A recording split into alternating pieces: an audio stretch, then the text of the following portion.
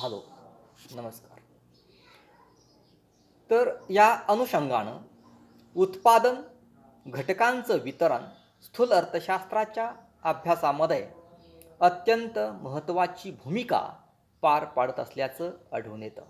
स्थूल अर्थशास्त्राची व्याप्ती पाहत असताना यामध्ये स्थूल अर्थशास्त्र व्यापारविषयक धोरण ठरवणं, व्यापार धोरण ठरवत असताना सरकारचा हस्तक्षेप, राष्ट्रीय विकासाच्या दृष्टीनं व्यापारविषयक धोरण विश्वासार्हता असणं, सूक्ष्मस्तरीय अभ्यास उपयुक्त ठरतो. स्थूल अर्थशास्त्र हे सूक्ष्म अर्थशास्त्रातील संशोधन व नाविन्य निर्मिती एकत्रितपणे वैशिष्ट्ये या दृष्टिकोनातून अत्यंत महत्त्वाची मानली जातात. या अभ्यासामध्ये बहुआयामी अभ्यास म्हणून स्थूल अर्थशास्त्राच्या अभ्यासाला महत्त्वाचं स्थान प्राप्त झाल्याचं आढळतं. राष्ट्रीय उत्पन्नामध्ये स्थूल अर्थशास्त्राचे मापन करताना विविध व्यक्तींमध्ये विभागले जाणारे अभ्यास गट, याशिवाय प्रक्रिया, क्रियाचा अभ्यास करणं, अर्थशास्त्रामध्ये बहुस्तरीय विविध घटकांचा एकत्रितपणे अभ्यास करणं, लोकसंख्या, रोजगार, उत्पन्न, उत्पादन, विभाजन, उपभोग, चलनवाढ इत्यादी घटकांचा चढउताराचा अभ्यास करणारं शास्त्र म्हणून स्थूल अर्थशास्त्राकडं पाहिलं जातं. यामध्ये स्थूल अर्थशास्त्राच्या काही मर्यादा सांगितल्या जातात. त्यामध्ये प्रामुख्यानं स्थूल अर्थशास्त्राची महत्त्वाची भूमिका म्हणजे स्थूल अर्थशास्त्राच्या काही मर्यादा पुढीलप्रमाणे आपणास पाहावयास मिळतील. अवास्तव गृहीते. स्थूल अर्थशास्त्रामध्ये वस्तूच्या एकजिन्सीपणाचं गृहीत धरणं ते वास्तव, सर्वसाधारण आर्थिक कल्याण, स्थूल अर्थशास्त्राच्या सर्वव्यापी समाधानाचा अभ्यास करणं या विषयाच्या दृष्टिकोनातून महत्त्वाची भूमिका पार पाडण्याचं कार्य स्थूल अर्थशास्त्राच्या अभ्यासातून घडत असल्याचं पाहावयास मिळतं. स्थूल अर्थशास्त्रातील क्लेशदायक अटी असल्या तरीही स्थूल अर्थशास्त्राचं महत्त्व अर्थव्यवस्थेच्या दृष्टीनं अत्यंत महत्त्वाचं असल्याचं दिसतं. स्थूल अर्थशास्त्र व्यापारविषयक समस्या सोडविण्यासाठी महत्त्वाचं सहाय्य करतं. त्याचबरोबर ह्या स्थूल अर्थशास्त्रामध्ये सूक्ष्म अर्थशास्त्र यांच्यात आंतरसंबंध आहे, जो व्यापारविषयक समस्या सोडवण्यासाठी उपयुक्त ठरतो.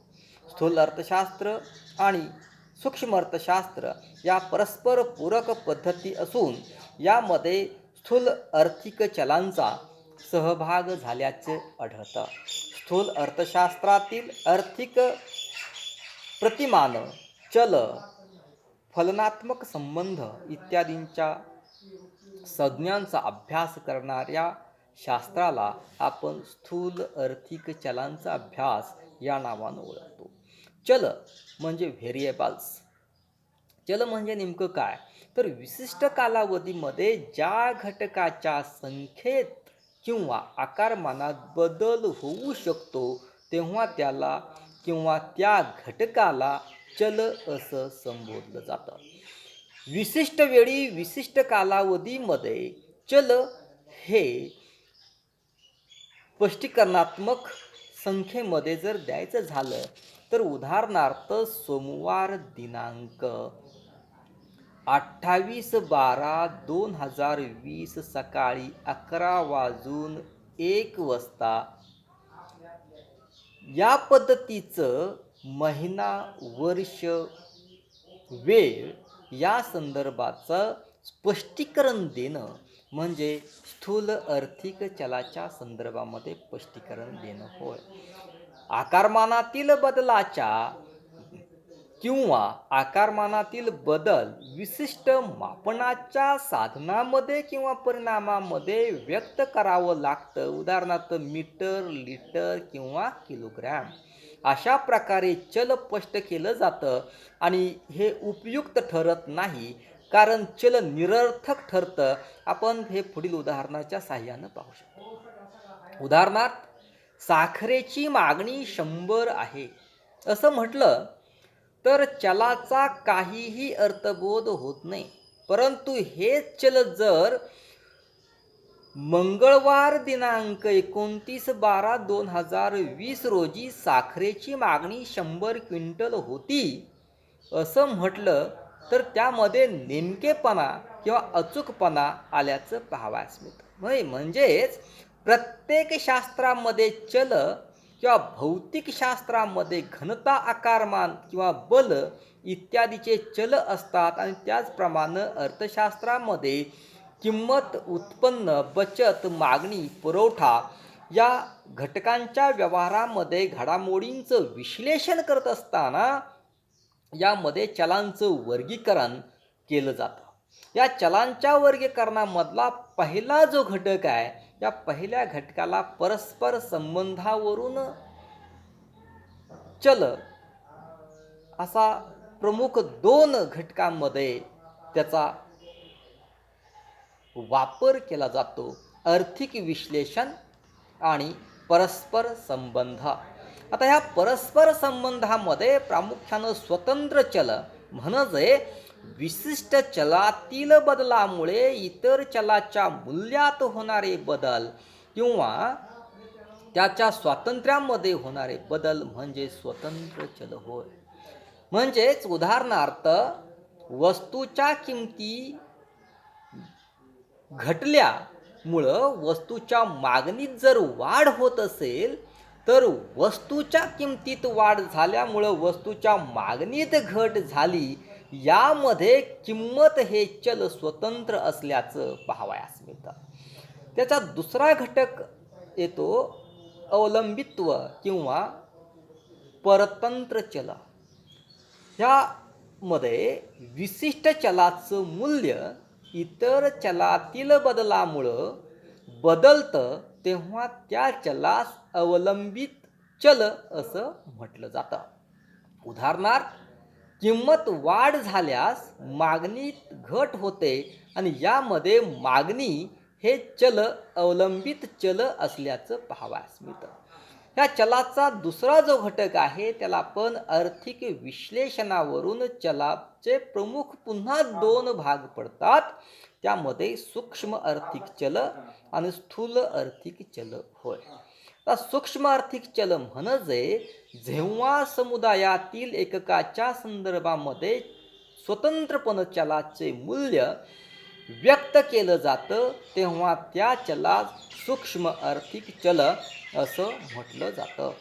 उदाहरणार्थ वैयक्तिक मागणी, वैयक्तिक उत्पन्न, उत्पादन संस्थेचं उत्पादन इत्यादी चलांमध्ये मूल्य एका एककाच्या किंवा एका घटकाच्या संदर्भामध्ये स्पष्ट केलं जातं.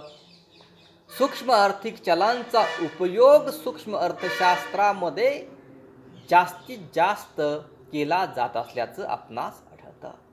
दुसरा जो घटक आहे स्थूल अर्थशास्त्रिक आर्थिक चले म्हणजे मायक्रो इकॉनॉमिक्स व्हेरिएबल्स. जेव्हा समूहाच्या संदर्भात चलाचं मूल्य व्यक्त केलं जातं तेव्हा त्या चलास स्थूल आर्थिक चल असं म्हणतात. उदाहरणार्थ राष्ट्रीय उत्पन्नाच्या सर्वसाधारण किमती, एकूण पुरवठ्याचा, एकूण उपभोगाचा किंवा एकूण उत्पादनाचा, एकूण रोजगार इत्यादी स्थूल आर्थिक चलांचा उपयोग स्थूल अर्थशास्त्रामध्ये विश्लेषण करण्यासाठी केला जात असल्याचं आढळतं. म्हणजेच या आपल्या अभ्यास घटकांमध्ये स्थूल आर्थिक चलांचं स्पष्टीकरण करत असताना यामध्ये स्थूल आर्थिक चलांची सविस्तर माहिती घेण्यासाठी स्थूल आर्थिक चलांमध्ये आर्थिक समाविष्टित किंवा सामूहिक समुच्चयात्मक एककाचा एकत्रितपणे स्वरूपामध्ये अभ्यास केला जाणं म्हणजे सर्वसाधारण किंमत पातळी असेल, देशातील विविध प्रकारच्या वस्तू सेवांच्या किमतीचा एकत्रित विचार करणं असेल, अन्नधान्याचं, कापड, इंधन, इलेक्ट्रॉनिक वस्तू, आरोग्य सेवा, शिक्षण सेवा किमतींचा एकत्रित विचार करणं म्हणजेच स्थूल अर्थशास्त्राचा अभ्यास करणं होय.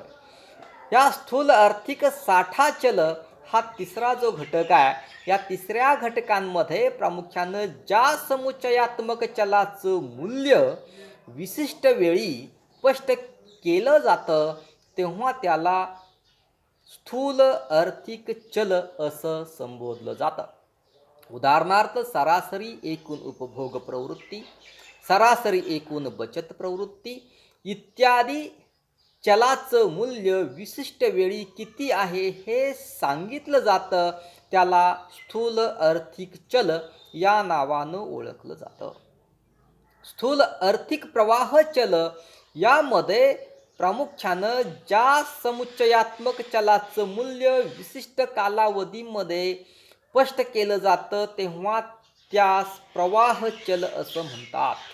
प्रवाह चल विशिष्ट कालावधी आणि मूल्याच्या संदर्भामध्ये स्पष्ट करावी लागतात. उदाहरणार्थ सीमांत उपभोग प्रवृत्ती, सीमांत बचत प्रवृत्ती विशिष्ट कालावधीमध्ये एकूण उत्पन्नात किती प्रमाणात बदल होतो आणि याचा परिणाम म्हणून उपभोगात आणि एकूण बचतीत किती बदल होतो याचं स्पष्टीकरण केलं जातं. म्हणजेच मूल्य आणि कालावधी या संदर्भामध्ये प्रवाह चलाचा अर्थ स्पष्ट केला जातो.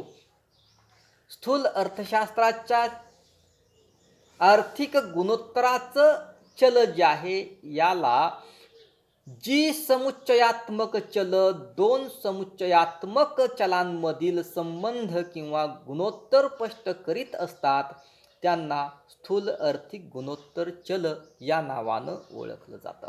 उदाहरणार्थ गुणोत्तर चल, साठा चल, प्रवाह चले आणि साठा व प्रवाह चले अशा दोन चलांमधील संबंध स्पष्ट करतात. उदाहरणार्थ विशिष्ट कालावधीत राष्ट्रीय उत्पन्नात होणारा निव्वळ बदल आणि राष्ट्रीय उत्पन्नातील बचतीत होणारा निव्वळ बदल यांच्या गुणोत्तरावरून सीमांत बचत प्रवृत्ती गुणोत्तर चल स्पष्ट केलं जातं. स्थूल आर्थिक चलांमध्ये हुंडनावळ दर घटकांचा किंवा राष्ट्रीय उत्पन्न विनिमय दर या घटकांचा अभ्यास करणारं शास्त्र म्हणजे स्थूल आर्थिक गुणोत्तर चल म्हणून ओळखलं जातं. बेरोजगारी गुणोत्तर आर्थिक अथवा रोजगार निर्मितीचं प्रमाण दर्शवणारं जे चल आहे यामध्ये संपूर्ण अर्थव्यवस्थेमध्ये एकूणातील एकूण श्रमसंख्येपैकी बेरोजगारीच्या शेकडा प्रमाणास बेरोजगार गुणोत्तर असं म्हणतात. यामध्ये बेरोजगार गुणोत्तर बरोबर एकूण बेरोजगार भागिले एकूण श्रमसंख्या गुणिले 100 या गुणोत्तराच्या साहाय्यानं गुणोत्तर निर्मितीचं प्रमाण काढलं जातं. किंवा रोजगार गुणोत्तर बरोबर एकूण रोजगार भागिले एकूण श्रमसंख्या गुणिले 100 या सूत्राच्या साहाय्यानं ह्या रोजगार निर्मितीचं प्रमाण, रोजगार वाढीचा दर समजण्यासाठी हे चल अत्यंत उपयुक्त ठरतात. राष्ट्रीय उत्पन्नामध्ये सामान्यतः अर्थव्यवस्थेच्या राष्ट्रीय उत्पादन, राष्ट्रीय रोजगार आणि राष्ट्रीय उत्पन्न यात दीर्घकालावधीत सातत्यानं वाढ होण्याच्या प्रवृत्तीत आर्थिक विकास असं म्हटलं जातं. एखाद्या राष्ट्राचा आर्थिक विकास होत असताना विकासाचं मोजमाप कसं करावं या प्रश्नाचा अभ्यास करण्यासाठी राष्ट्रीय उत्पन्न या स्थूल आर्थिक चलाचा आधार घेतला जातो. यातूनच एकूण राष्ट्रीय उत्पन्नावरून दरडोई उत्पन्नाची आणि त्यांच्या लोकांच्या राहणीमानाची कल्पना थोडक्यात स्थूल अर्थशास्त्राच्या विश्लेषणावरून समजते. किंवा यामध्ये अनन्यसाधारण असं राष्ट्रीय उत्पन्न संकल्पनेला महत्त्व ह्या स्थूल अर्थशास्त्रामध्ये असल्याचं पाहावयास मिळतं. विनिमय दर, हुंडनावळ दर म्हणजे एका देशाच्या चलनाची दुसऱ्या देशाच्या चलनात व्यक्त केलेली किंमत म्हणजे विनिमय दर होय. यालाच आपण हुंडनावळ दर असंही म्हणतो. थोडक्यात ज्या दरानं दोन देशातील चलांची देवघेव होते त्या दराला विनिमय दर असं म्हणतात. उदाहरणार्थ, अमेरिकेतील $1 बरोबर भारताचे 69 रुपये असा दर जर असेल तर या दराला व्यवहार तोलाच्या समस्येचं मापदंड मानलं जातं. म्हणजे एखाद्या देशाच्या विशिष्ट व्यवहार तोलाच्या अवस्थेची कल्पना विनिमय दरावरून मांडणं अत्यंत महत्त्वाचं असतं. आता किंमत पातळी म्हणजे देशाच्या चलनविषयक आणि वित्तीय धोरणाचं किंमत पातळीवरील स्थैर्य हे उद्दिष्ट असतं आणि सर्वसाधारण किंमत पातळी देशातील बदल हे अर्थव्यवस्थेतील अनिश्चितता व अस्थैर्य दर्शवते. यामध्ये किंमत पातळी बदलाच्या प्रमुख भूमिकांची मांडणी केली जाते. म्हणजे किंमत पातळीवरून बदलावरून व्यापार चक्राच्या समस्येची कल्पना येते. या तीव्र समस्येचं निराकरण या स्थूल अर्थशास्त्राच्या अभ्यासावरून मांडलं जातं. यानंतर आपण टॉपिक नंबर 2 राष्ट्रीय उत्पन्न या संदर्भामध्ये चर्चा करणार आहोत. राष्ट्रीय उत्पन्नामध्ये प्रामुख्यानं आपण राष्ट्रीय उत्पन्नाच्या व्याख्या, त्याचं महत्त्व, राष्ट्रीय उत्पन्नाच्या आकडेवारीचं महत्त्व, त्या आकडेवारीमध्ये प्रामुख्यानं राष्ट्रीय उत्पन्नाच्या विविध संकल्पनांमध्ये स्थूल देशांतर्गत उत्पादन, हरित स्थूल देशांतर्गत उत्पादन, स्थूल राष्ट्रीय उत्पादन, निव्वळ राष्ट्रीय उत्पादन, चालू किमतीनुसार व स्थिर किमतीनुसार राष्ट्रीय उत्पन्न, वैयक्तिक उत्पन्न, व्ययशक्य उत्पन्न, दरडोई उत्पन्न, राष्ट्रीय उत्पन्न मोजण्याच्या पद्धती, राष्ट्रीय उत्पन्न मापनात येणाऱ्या अडचणी या संदर्भामध्ये चर्चा करणार आहोत. सर्वप्रथम आपण राष्ट्रीय उत्पन्नाच्या व्याख्या पाहणार आहोत. यामध्ये समग्रलक्षी अर्थशास्त्राच्या विश्लेषणांमध्ये स्थूल अर्थशास्त्र या अर्थशास्त्रीय विश्लेषणाच्या 2 पद्धती असल्याचं यापूर्वीच्या टॉपिकमध्ये आपण पाहिलेलं आहे.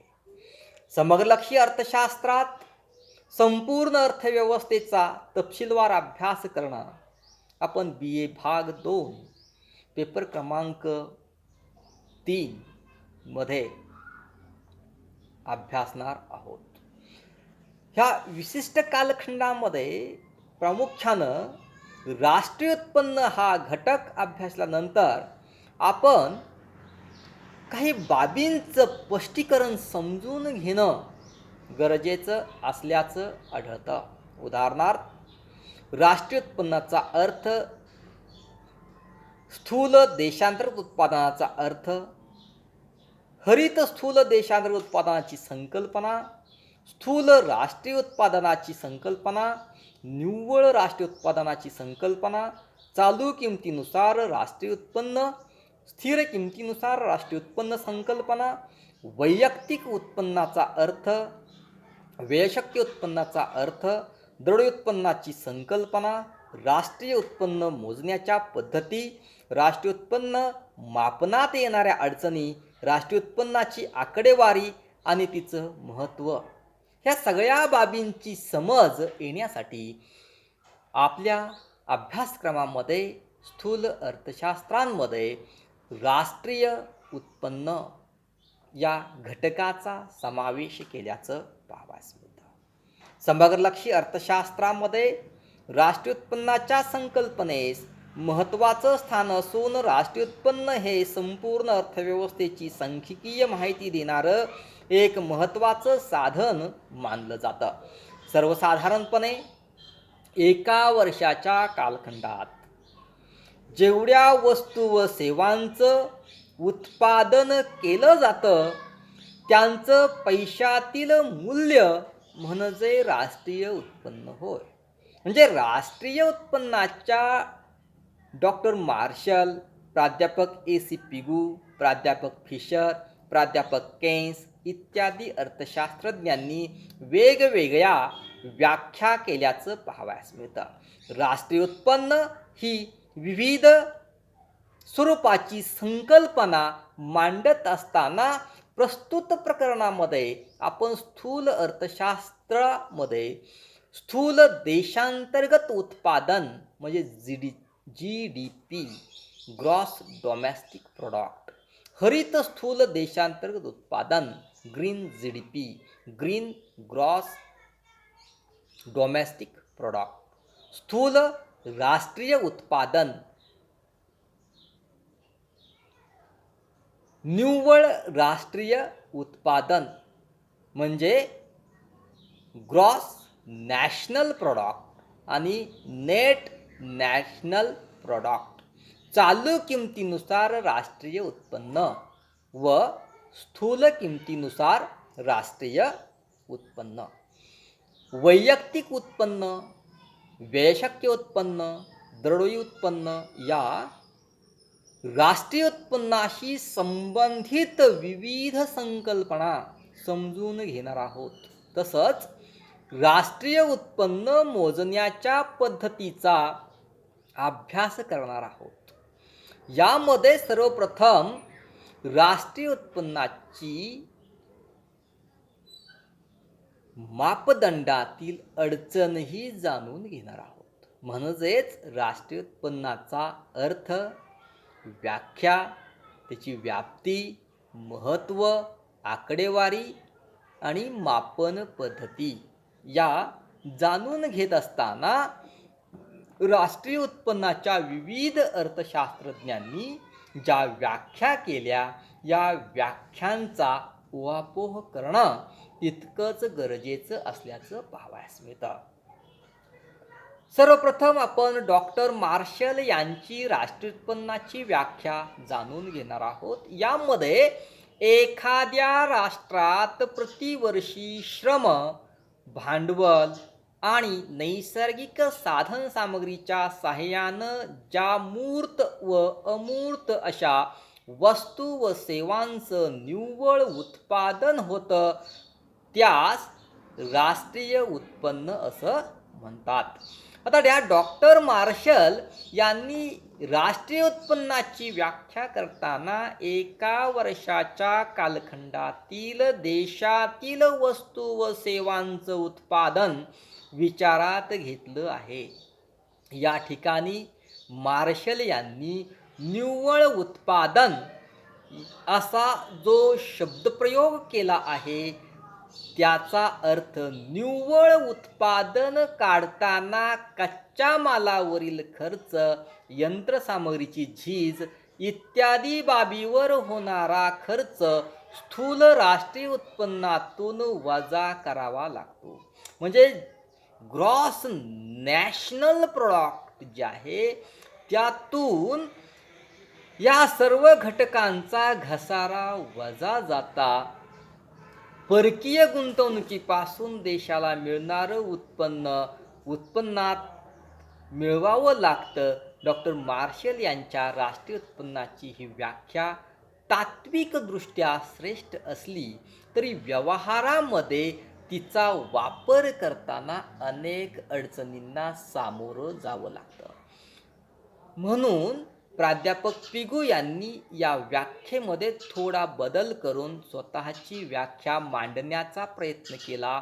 त्यांच्या व्याख्येनुसार समाजाच्या वस्तुनिष्ठ उत्पन्नाचा जो भाग पैशात मोजला जातो त्यास राष्ट्रीय उत्पन्न असं म्हणतात. यामध्ये देशातील व्यक्तिगत व संस्थांनी परदेशातून मिळवलेल्या उत्पन्नाचा समावेश होतो.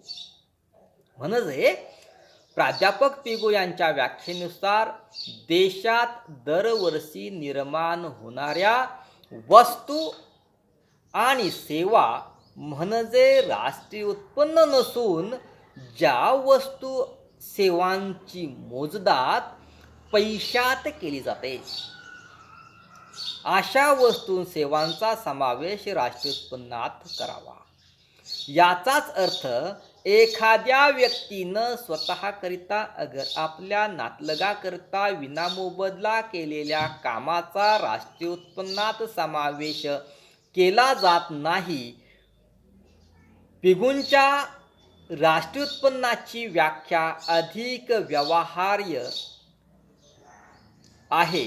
तथापि या व्याख्येनुसार राष्ट्रीय उत्पन्नाची मोजणी करताना अनेक अडचणी निर्माण होतात. कारण समजा शेतकऱ्याने उत्पादित केलेला माल किंवा उत्पादन सर्वच्या सर्व बाजारपेठेमध्ये नेऊन विकलं जात नाही.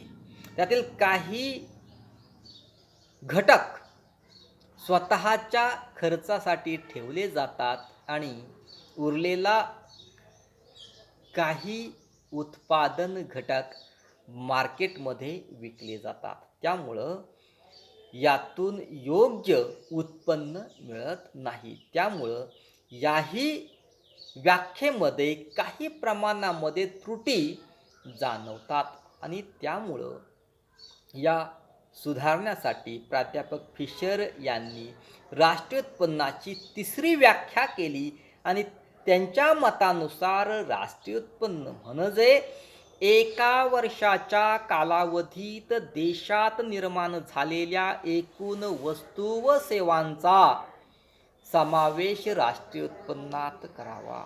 आता एकूण राष्ट्रीय उत्पन्नात यापैकी जेवढ्या वस्तू व सेवांचा प्रत्यक्ष उपभोग घेतला तो उपभोग म्हणजे राष्ट्रीय उत्पन्न होय. प्राध्यापक फिशर यांच्या व्याख्येवरून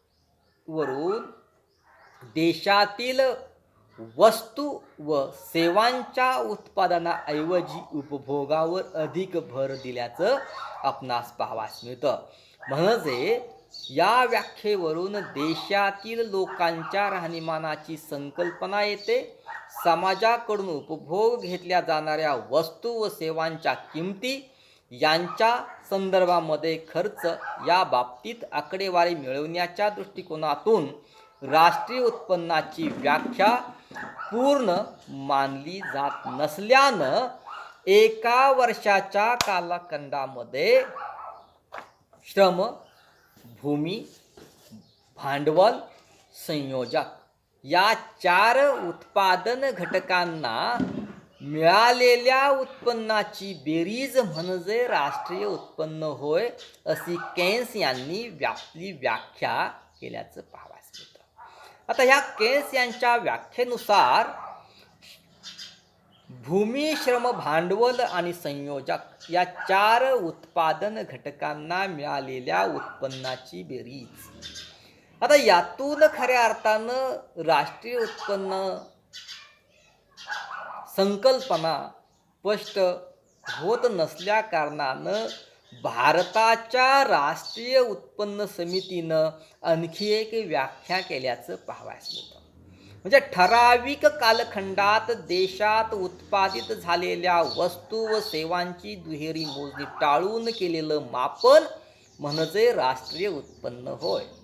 म्हणजे राष्ट्रीय उत्पन्नाच्या वरील सर्व व्याख्यांवरून राष्ट्रीय उत्पन्नाचं स्वरूप लक्षात येतं. राष्ट्रीय उत्पन्न हे एका वर्षाच्या कालखंडात देशात निर्माण झालेल्या वस्तू व सेवांचं पैशातील मूल्य असतं. म्हणजेच राष्ट्रीय उत्पन्न हे उपभोग्य वस्तू, भांडवली वस्तू, सेवांच्या संदर्भात विचारात घेता येतात.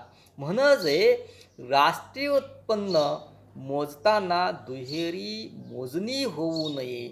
सर्वात महत्त्वाचं म्हणजे राष्ट्रीय उत्पन्नाची मोजणी करताना कच्च्या मालावरील खर्च, घसाऱ्याची रक्कम वजा करावी लागते आणि यातूनच परदेशातून मिळालेल्या उत्पन्नाचाही समावेश यामध्ये होतो. म्हणजे सर्वसाधारणपणे राष्ट्रीय उत्पन्न संकल्पना ज्या आहेत ह्या संकल्पना विविध अर्थांनी मांडल्या असतील तरी शेवटी आपल्याला असं म्हणावं लागेल की एका वर्षाच्या कालखंडात निर्माण होणाऱ्या वस्तू व सेवांचं पैशातील अंतिम वस्तू व सेवांचं पैशातील मूल्य म्हणजे राष्ट्रीय उत्पन्न होय.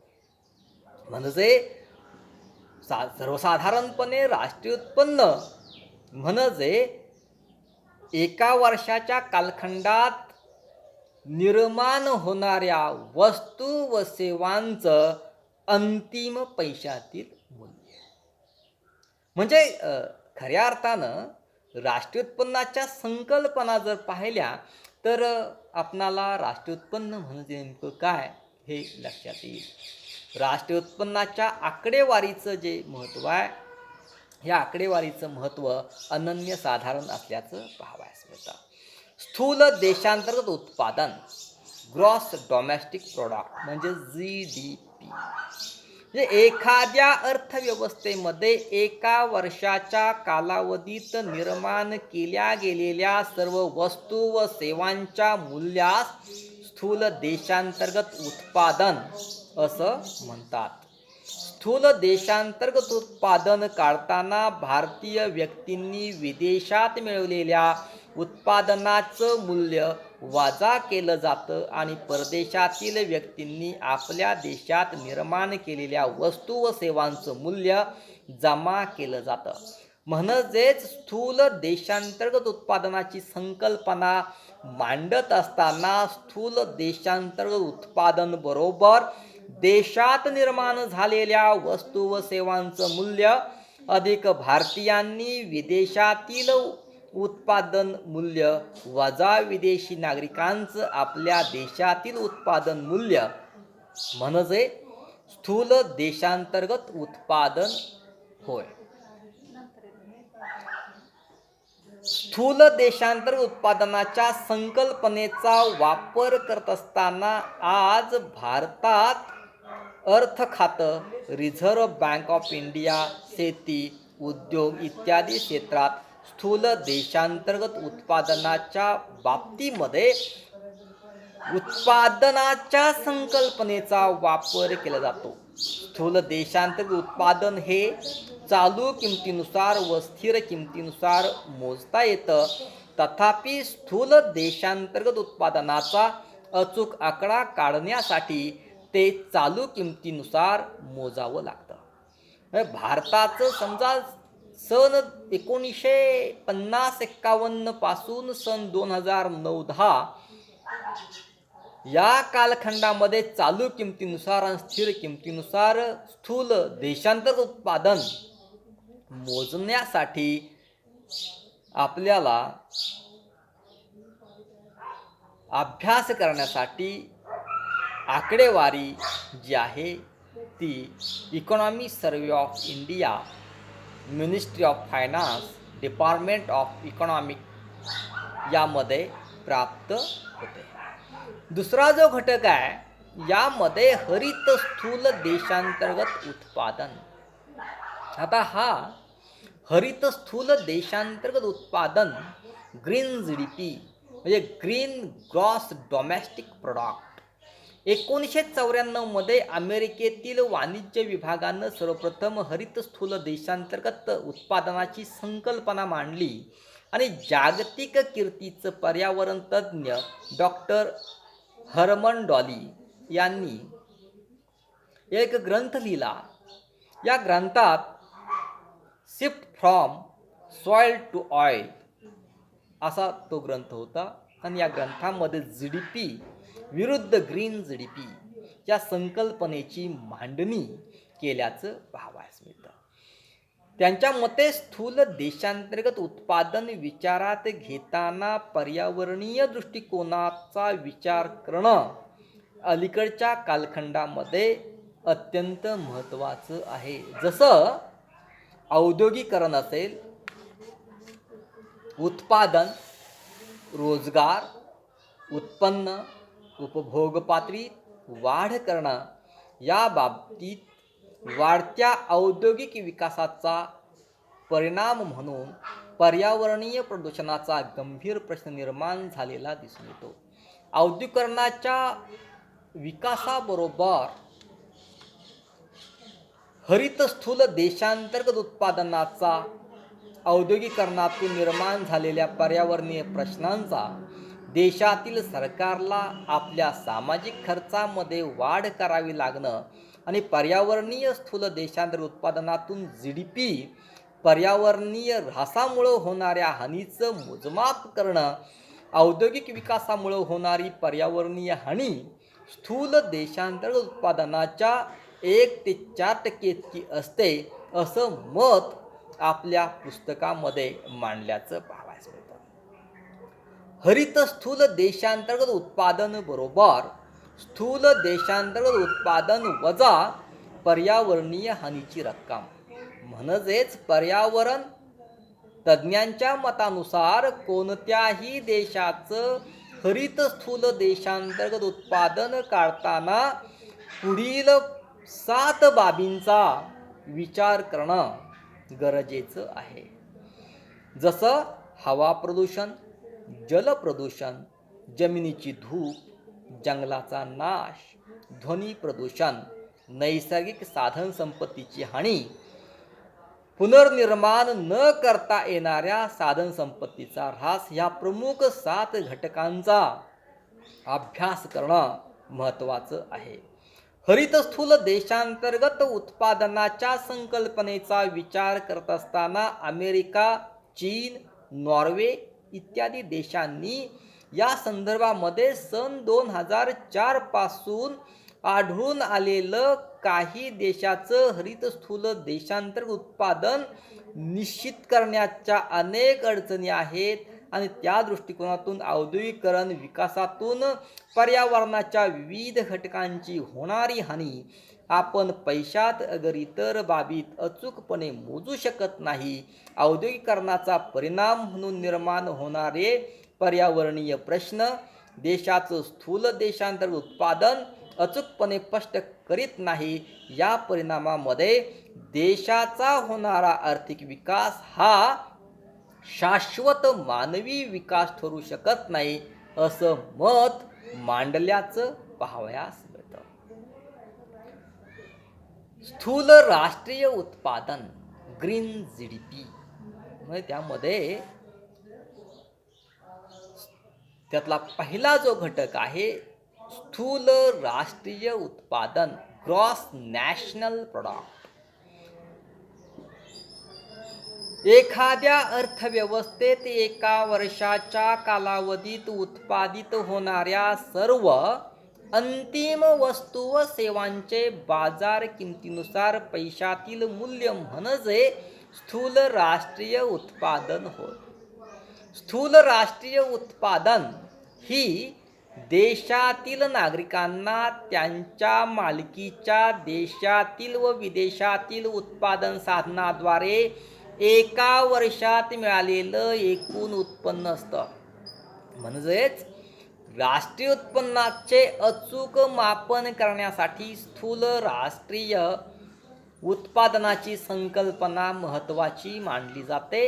देशातील स्थूल राष्ट्रीय उत्पादन काढताना भारताच्या मालकीच्या विदेशातील कारखान्यातून मिळालेल्या उत्पन्नाचा समावेश केला जातो व विदेशी नागरिकांच्या मालकीच्या भारतातील कारखान्यातून मिळालेले उत्पन्न वजा केले जाते. म्हणजेच एक बाब लक्षात घेणं गरजेचं ठरतं, ती म्हणजे स्थूल राष्ट्रीय उत्पादन हे अंतिम वस्तूचं पैशातील मूल्य असतं. उदाहरणार्थ, देशातील कापडाची किंमत जर 500 रुपये असेल व त्यासाठी वापरले जाणाऱ्या कापसाची किंमत 150 रुपये असेल तर एकूण स्थूल राष्ट्रीय उत्पन्नाचं मापन करताना एकूण कापडाच्या किमतीतून एकूण कापसाचं मूल्य वजा करावं लागतं. आता यामध्ये स्थूल राष्ट्रीय उत्पादन GDP बरोबर स्थूल देशांतर्गत उत्पादन अधिक भारतीयांनी परदेशात मिळवलेलं उत्पन्न वजा परकीयांनी भारतात मिळवलेलं उत्पन्न, या घटकाचा समावेश होतो. पुढचा जो घटक आहे निव्वळ राष्ट्रीय उत्पादन, नेट नॅशनल प्रॉडक्ट.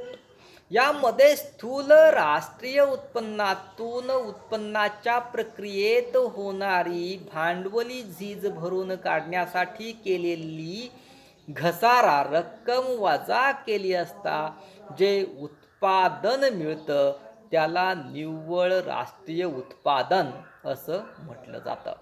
याचाच अर्थ एखाद्या अर्थव्यवस्थेत एका वर्षाच्या कालखंडात उत्पादित होणाऱ्या अंतिम वस्तू व सेवांच्या एकूण मूल्यातून झीज खर्च वजा जाता मिळणारं उत्पादन म्हणजे निव्वळ राष्ट्रीय उत्पादन होय. हेच सूत्ररूपानं पाहिलं असता निव्वळ राष्ट्रीय उत्पादन बरोबर स्थूल देशांतर्गत उत्पादन वजा घसारा रक्कम म्हणजे NNP equal to GDP minus D. म्हणजे कोणत्याही देशाचं निव्वळ उत्पादन हे बाजारातील प्रचलित किमतीनुसार किंवा उत्पादन घटकातील खर्चानुसार मोजलं जातं. त्याला आपण निव्वळ किमतीनुसार राष्ट्रीय उत्पन्न या नावानं ओळखतो. आता चालू किमतीनुसार आणि स्थिर किमतीनुसार राष्ट्रीय उत्पन्न म्हणजे देशाच्या राष्ट्रीय उत्पन्नाचं मोजमाप करत असताना सर्वसाधारणपणे एका वर्षाच्या कालखंडात देशात निर्माण झालेल्या वस्तू व सेवांच्या उत्पादनास त्याच्या चालू किंवा वर्तमान किमतीनुसार गुणलं असता जो उत्पन्नाचा आकडा आपणास मिळतो त्याला चालू किमतीनुसार राष्ट्रीय उत्पन्न असं म्हणतात. उदाहरणार्थ आपणास चालू किमतीनुसार राष्ट्रीय उत्पन्नाची संकल्पना समजण्यासाठी 2007 या वर्षामध्ये एखाद्या देशात 100 मीटर कापड, 5 क्विंटल साखर, 20 क्विंटल गहू, 25 टीव्हीचे उत्पादन झालं आणि या वस्तूंच्या प्रचलित किमतीनं त्याला गुणलं म्हणजे 50 रुपये प्रति मीटर, 1000 रुपये प्रति क्विंटल, 1200 रुपये प्रति क्विंटल, 10,000 प्रति नग.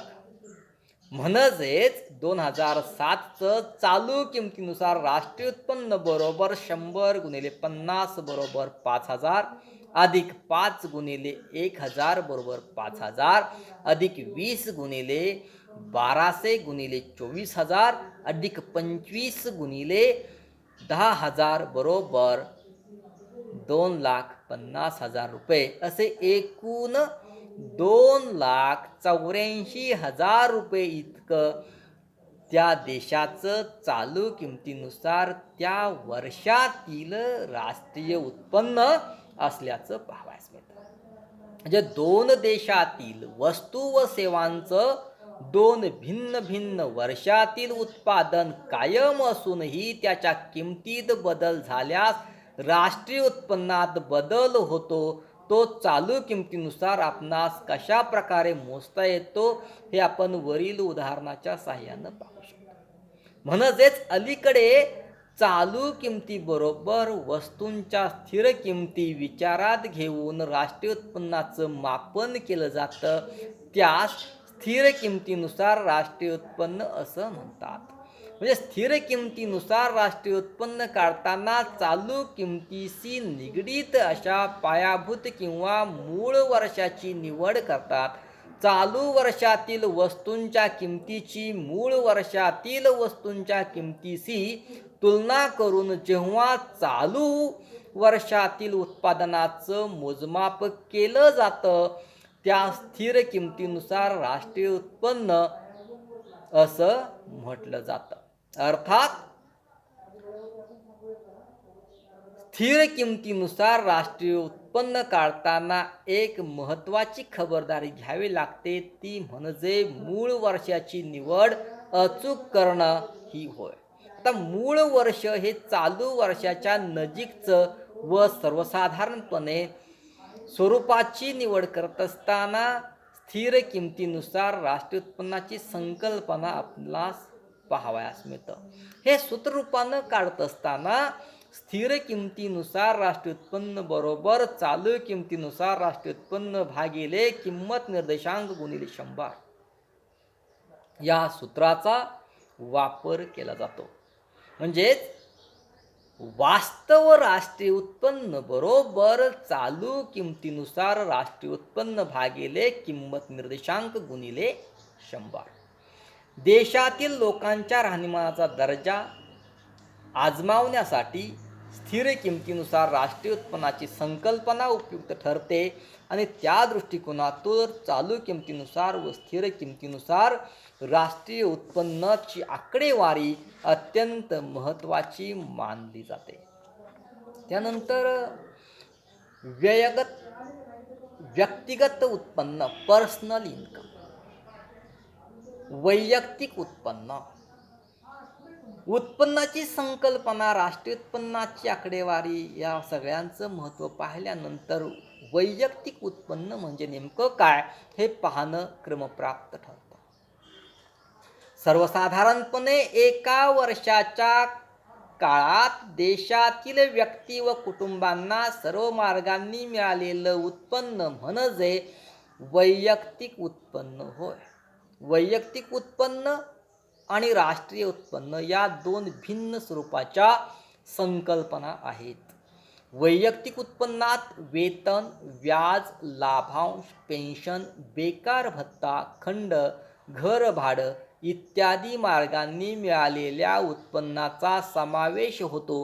सूत्ररूपानं वैयक्तिक उत्पन्नाची संकल्पना मापन करत असताना राष्ट्रीय उत्पन्न वजा सामाजिक सुरक्षा योजनांची वर्गणी वजा महामंडळाच्या प्राप्ती कर वजा न वाटलेला लाभांश अधिक हस्तांतरित उत्पन्न होय. म्हणजे वैयक्तिक उत्पन्नावरून देशातील नागरिकांच्या संभाव्य खरेदी शक्तीची कल्पना येते. त्याचप्रमाणे देशातील नागरिकांची कर भार पात्रता, प्रत्यक्ष खर्च करण्याची उपलब्ध उत्पन्न अंदाज करता येतो आणि यातूनच कुटुंबांना प्रत्यक्ष खर्च करण्यासाठी उपलब्ध असलेल्या उत्पन्नाचा अचूक अंदाज करता येत नाही. यासाठी व्ययशक्य उत्पन्नाची संकल्पना उपयुक्त ठरते. व्ययशक्य उत्पन्न म्हणजे डिस्पोजल इन्कम. व्ययशक्य उत्पन्न म्हणजे देशातील व्यक्ती व कुटुंबांना सर्व मार्गांनी मिळालेल्या सर्वच्या सर्व उत्पन्न खर्च करण्यासाठी वापरता येत नाही, तर विविध प्रकारच्या करांची रक्कम त्यांना मिळालेल्या एकूण उत्पन्नातून वजा जाते. जे उत्पन्न शिल्लक राहतं त्याला व्ययशक्य उत्पन्न असं म्हणतात. व्यय आणि शक्य. व्यय म्हणजे खर्च करण्यायोग्य उत्पन्न. म्हणजेच वैयक्तिक उत्पन्नाचा जो भाग उपभोग खर्च व बचतीसाठी उपलब्ध होतो त्यास व्ययशक्य उत्पन्न किंवा विनियोग उत्पन्न असं म्हटलं जातं. उदाहरणार्थ सूत्ररूपानं आपण असं त्याला म्हणू शकतो. व्ययशक्य किंवा विनियोग उत्पन्न बरोबर वैयक्तिक उत्पन्न वजा प्रत्यक्ष करांची रक्कम वजा सामाजिक सुरक्षा योजनांची वर्गणी वजा सक्तीची बचत. व्ययशक्य उत्पन्नाचा काही भाग बचतीच्या स्वरूपामध्ये ठेवण्याची नागरिकांची प्रवृत्ती असते आणि त्यामुळं बचतीची रक्कम वजा जाता जे उत्पन्न व्यक्तीकडं खर्च करण्यासाठी उपलब्ध होतं त्यावरून व्यक्तीच्या राहणीमानाचा दर्जा आजमावता येतो. त्याला व्ययशक्य उत्पन्न असं म्हटलं जातं. यानंतर पुढचा जो घटक येतो त्याला आपण दरडोई उत्पन्न या नावानं ओळखतो. Per capita income. अलीकडच्या कालखंडामध्ये कोणत्याही देशाच्या राष्ट्रीय उत्पन्नाचं मापन करण्यासाठी दरडोई उत्पन्नाची संकल्पना महत्त्वाची मानली जाते. म्हणजे देशाच्या एकूण राष्ट्रीय उत्पन्नास देशाच्या वर्षातील मध्यावधीच्या लोकसंख्येनं भागलं असता आपणास दरडोई उत्पन्नाचा आकडा मिळतो. म्हणजे सूत्ररूपानं आपणास दरडोई उत्पन्नाची संकल्पना मांडत असताना असं म्हणता येईल की दरडोई उत्पन्न बरोबर देशाचं एकूण राष्ट्रीय उत्पन्न भागिले देशाची वर्षाच्या मध्यावधीची लोकसंख्या. म्हणजे दरडोई उत्पन्न ही संकल्पना व्यक्तीच्या उत्पन्नाची सरासरी असल्यामुळं ती बिनचूक व प्रत्यक्ष नसल्याचं पाहावयास मिळतं. धन्यवाद.